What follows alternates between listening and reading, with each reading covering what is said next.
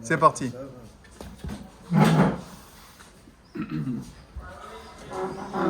Les fois Shlema, Roger Cohen et Tsiad Ben Rachel.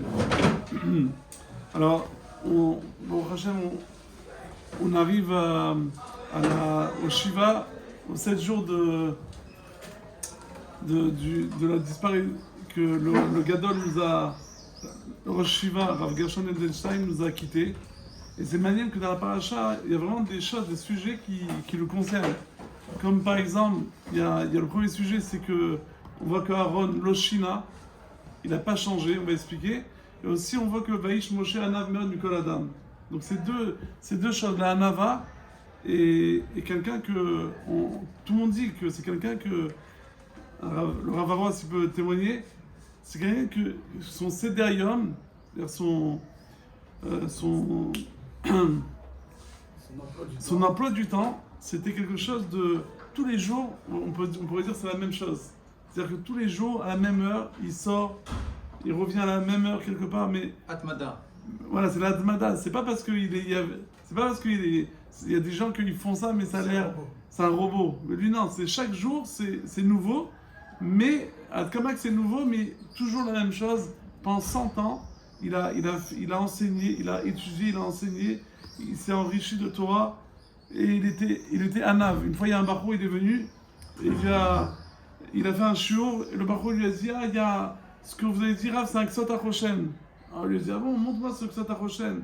Alors il est allé, il lui a ouvert le barreau, il lui a montré, Rav Gershon, il a regardé, il a dit, tu as raison, en effet, il est beau ce Kol HaKavod que tu m'as fait découvrir ce Ksot HaChoshen et tout ça. Le barreau était tout content, il allait raconter à ses copains. Et ses copains, ils ont dit, mais tu rigoles, ça fait une semaine, il a fait un shiur entier sur ce Ksot HaChoshen. C'est-à-dire qu'il voulait donner l'importance à chacun. Le jour même qu'il était à l'hôpital, le jour où il est niftar, d'ailleurs il avait son papier avant chaque shiur, il préparait son petit résumé, et il le donnait il avait son résumé, une petite feuille comme ça, il résumait tous les shiurim, et le jour où il est niftar, il avait déjà préparé son résumé pour son shiur. À l'hôpital, il était makpi de faire shiur avec une cravate, je crois, avec sa chemise, sa cravate, toujours le shiurim. À l'hôpital, tu le vois assis dans une photo, avec ses quelques talmidim proches, et il fait un shiur. On voit Aaron, il a écrit Melamed chez l'Oshina. Le Sfat Emet dit Sajara chez l'Oshina. C'est-à-dire que des fois, un bar mitzvah, demain c'est la bar mitzvah du fils de Rav de la Keila, Rav Aroas, un bar mitzvah, le premier jour qu'il va mettre les tefilines, il fait qu'une itla avout, il fait qu'il est tout content, il est excité, il va prendre tout la lachot, tu le vois mettre des tefilines, mamash, tu sens qu'il se connecte avec Akjbour, tellement qu'il est content, il est heureux. Et nous, on met des tefilines, il y a des gens qui mettent, et tu sens qu'ils mettent des tefilines, ça tourne aussi vite qu'ils les enlèvent. Ils vont très vite comme ça, on n'a pas le temps de réfléchir, on n'a pas le temps de s'appliquer. Aaron, l'Oshina. C'est-à-dire que l'Oshina, c'est-à-dire que après une semaine, bon ça va, on est habitué à ça. Après 20 ans qu'on a mis les tefilines, on est habitué à mettre les tefilines. Aaron, l'Oshina, chaque fois qu'il allumait la menorah, chaque fois qu'il faisait, on voit que la menorah d'ailleurs, elle reprend aussi la Torah. On raconte, la menorah était faite d'un bloc. On raconte une fois une histoire avec Rav Elchanan Wasserman, que dans sa yeshiva à Barnovitch, il y avait les Bachoum, ils étaient en train d'étudier le sort de Shavuot, et voilà, d'un coup ils sentent une odeur de feu. De suite ils sortent, c'était la Shavuot, et tout le monde étudiait avec Ritra Doraita, avec l'ambiance et tout. Et ils sortent et ils voient que le bâtiment d'en face, la maison du non-juif, elle est en train de brûler. Il y a la fumée. Vite, ils vont, ils toquent. Ils étaient en train de dormir, c'était tard la nuit, parce que c'était Shavuot. Ils ont réussi à les réveiller.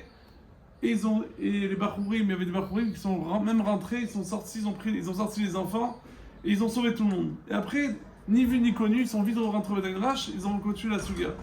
Une semaine après, qui s'est remis dans des émotions, le goy, il va chez Rav Wasserman avec une liasse de billets comme ça. Pour lui, il dit voilà, ça c'est pour ta yeshiva. Et Rav Wasserman, sa yeshiva, à ce moment-là, était à la panim. Le niveau financier, c'était pas bien.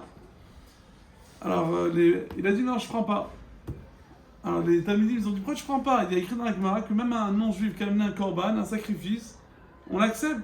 Même un non-juif, pourquoi tu n'acceptes pas? Il dit c'est vrai, un korban, on accepte. Mais l'argent, c'est une autre chose. Là, cet argent-là, elle va aider à être marzik Torah.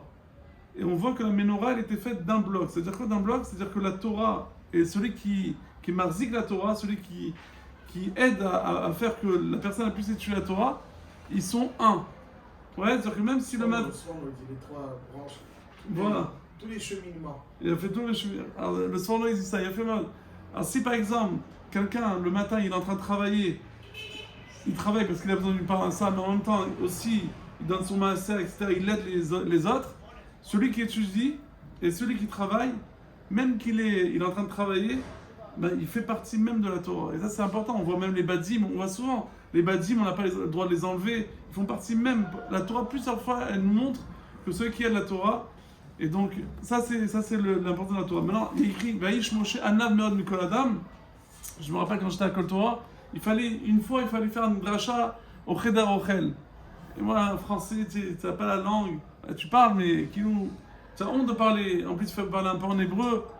Moi, ils m'ont dit il faut parler. Alors, j'ai dit, je vais parler sur cette. Il y a écrit Vaïsh Moshe Anav Meod Mikol Adam. Alors, ça veut dire, la Gemara dans les Darim, elle dit que Baruch Hu, il ne met pas sa shrina que sur quelqu'un qui est chacham, qui est anav, il est fort et il est riche. Alors le Rav Chaim de Vologine dit, je comprends qu'il faut être intelligent pour avoir la névoie, je comprends qu'il faut être anav, modeste, mais riche et fort, Hachem il peut pas mettre sa force sur quelqu'un qui est pauvre et sur quelqu'un qui est faible.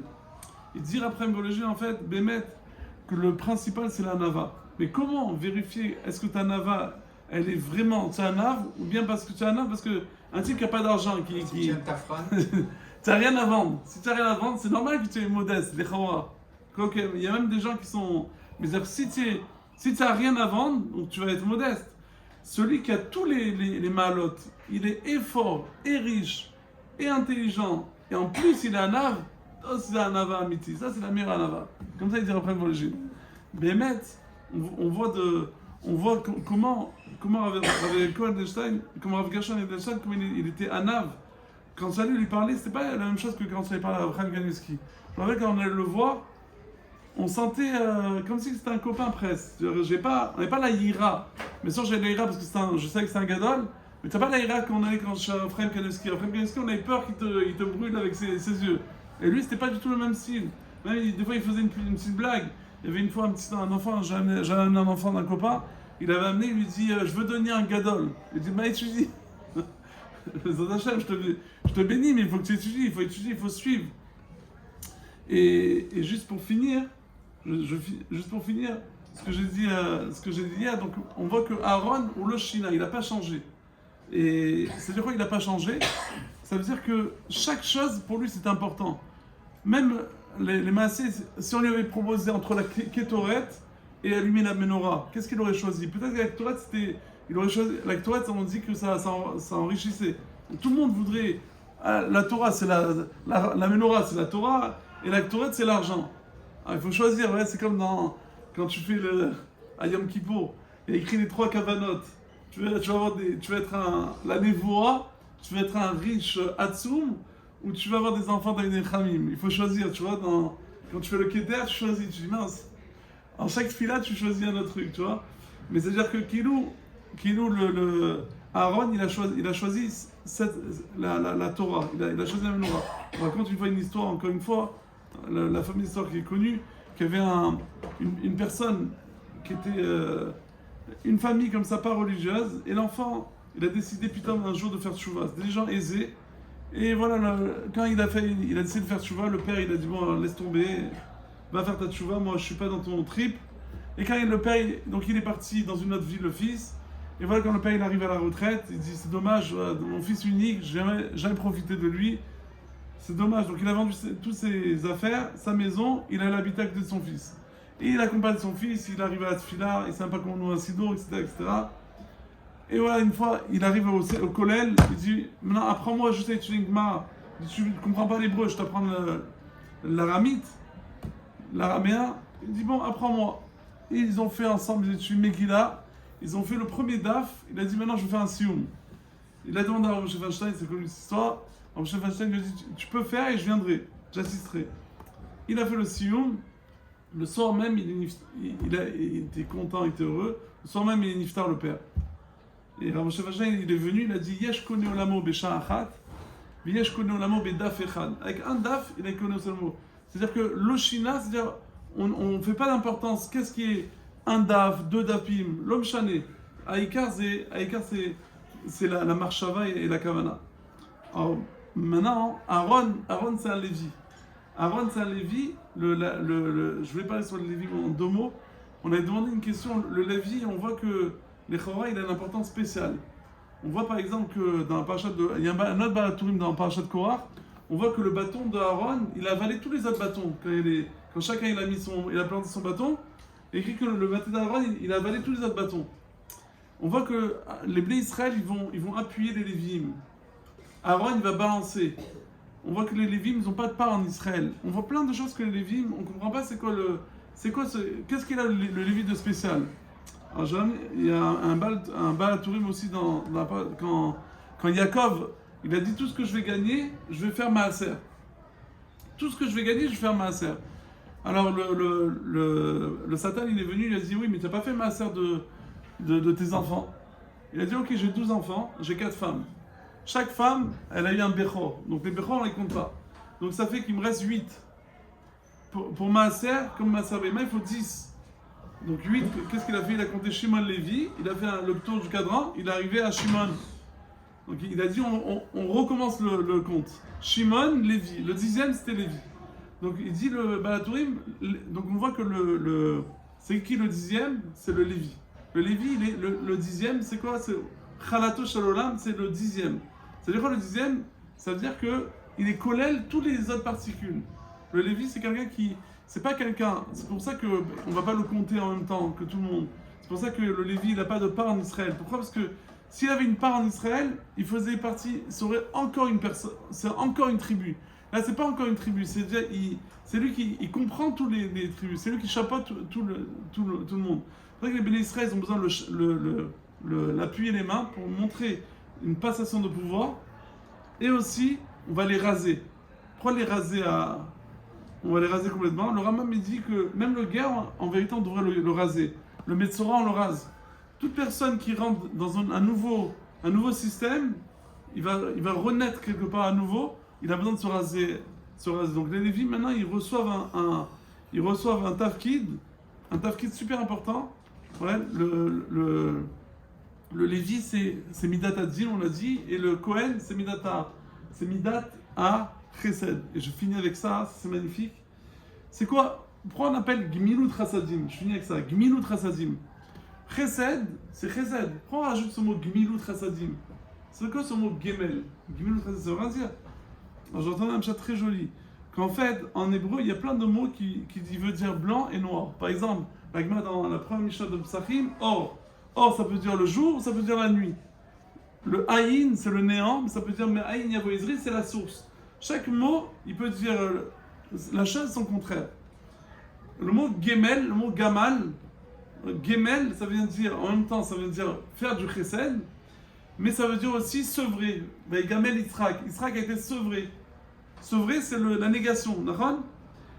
Il dit le Rambam, il dit que la meilleure tzedaka, c'est pas genre de venir toujours, de donner 1000 € tous les jours. Allez, je donne. Tous les jours, il revient, 200 €, 300 €, 300. Pourquoi? Parce qu'il a 2 mains, il a 2 pieds. Il va soulever des cartons, je sais pas, débrouille-toi, travaille. Une fois je t'aide, mais pas tous les jours. La meilleure aide, c'est quoi? C'est aider à lui trouver un travail. Et là, il peut prendre ses propres ailes. Il peut être autonome. Gmilut Chassadim, écoute bien ça c'est magnifique. Gmilut Chassadim, ça veut dire quoi? Dans le mot Gemel, quand je fais Gmilut Chassadim, en même temps je donne, mais en même temps je l'éduque à être autonome. C'est ça, Gmilut Chassadim. Dans le mot Gemel, il y a aussi donner, mais il y a aussi sevrer. Et c'est ça, quand je fais Gmilut Chassadim, le top du chesed, c'est donner, et en même temps que tu donnes, tu apprends à être autonome. Le deux adultes. C'est ma chance de mes Hein? Non, c'est pas lui, mais